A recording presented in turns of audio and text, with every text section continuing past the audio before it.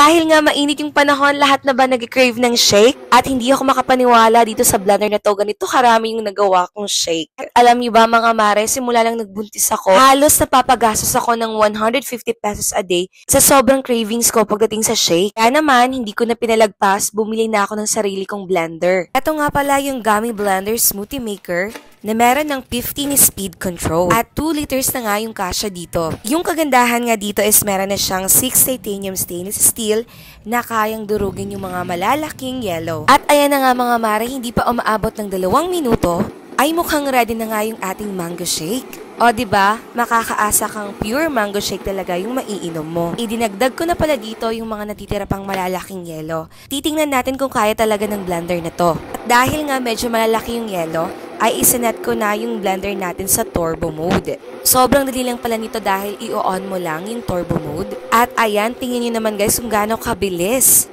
Awang-awa na talaga ako sa yellow dahil sinet ko lang sa level number 2. Paano pa kaya kung nasa level number 7, 8 at 9? Level 2 pa lang yan, pero ayan. Yung pino na yung ating yellow. Yan, want to sawa talaga ako sa pag-iinom ng shake dahil ang dami kong nagawa.